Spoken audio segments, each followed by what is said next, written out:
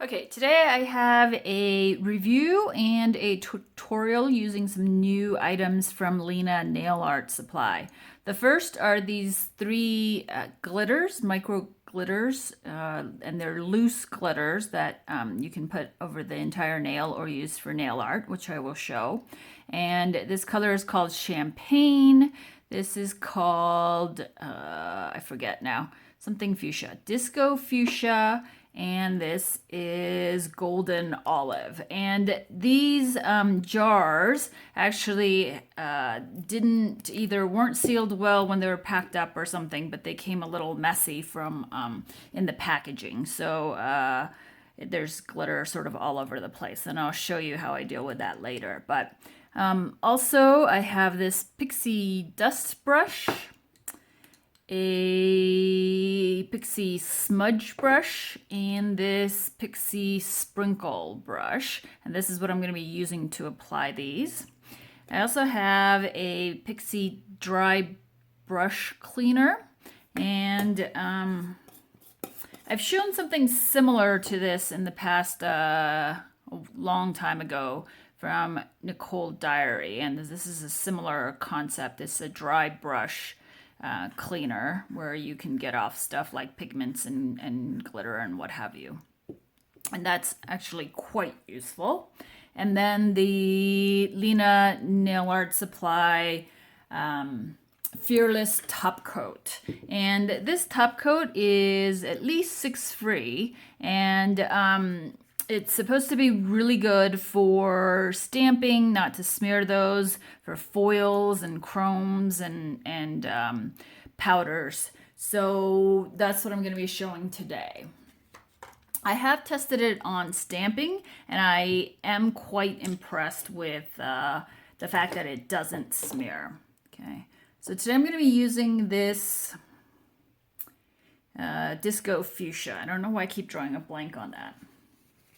But before I get to that, I want to show you this matte top coat. This is the Dance Legend Satin top coat, and that I received from Lantern and Wren for review. And this might now be my new favorite matte top coat, because I put this over black, and you can see how matte it is compared to just the regular black on my middle finger there. And not only that, but it's not streaky at all, and it dried pretty quickly. But I really just quite like how that worked. And while I don't do matte finish manis very often, I do use it a lot for stuff like this, where I'm pigment or glitter stamping, for lead lighting, or if I'm painting with acrylic paints or watercolor paints. You need something like a matte so that the paints will stick. If you use a shiny, glossy top coat, then some things will just not stick to it. So I'm going to show you how this goes on before moving on to the rest here. So for this, okay.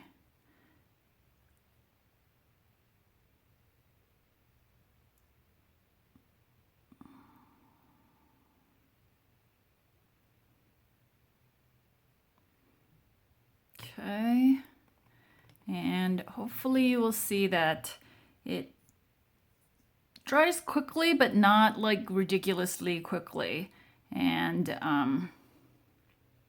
it works really, really well. So anyway, while that's drying, I'm going to move on to the rest of this. So working with pigments, one of the things that I find very useful is taking a paper towel of some kind and just spritzing it with some water. Okay, just so when you're working with pigments, it doesn't just, and glitters, it doesn't just fly all over the place. Okay, so what I'm going to be doing is I'm going to be stamping with these, and I'm going to be using this image from Lina Dress Your Nails 02 plate.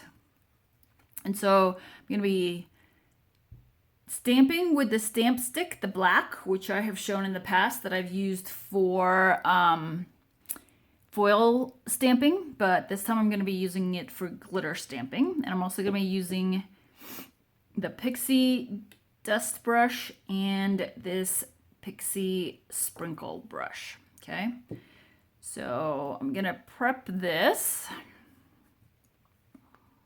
and move this down. I'm gonna prep this. Okay. And you can see this is a really fine micro glitter. Okay. And I'm using my Hit the Bottle double shot stamper here. And my Creative Shop scraper. Okay. So I'm just going to show you on this nail here. So I'm just going to stamp as usual.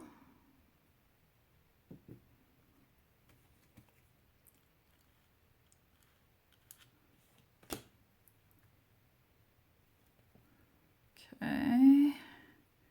And place on the nail. Okay. Then, and you can see that would have a lovely shiny and matte effect if you wanted that, but immediately place the glitter on top here. Just lightly patting that on.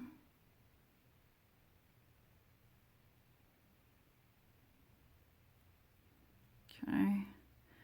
And now you can shake off the excess and go back to that brush cleaner and just lightly brush off any excess off of that brush. Okay, so that's how you use this to clean it. And you don't want to scrub back and forth or up and down. You just want to lightly scrape in one direction to remove that. Okay, so now that that's hopefully dried enough, now you go in with the Pixie dust brush and just brush off the excess.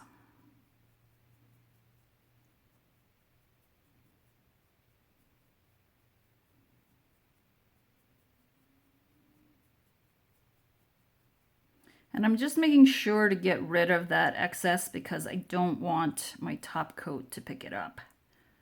Is the only thing that I am worried about. Okay. So, yeah, you can see the hollow just really coming through. I think this is a gorgeous, gorgeous effect.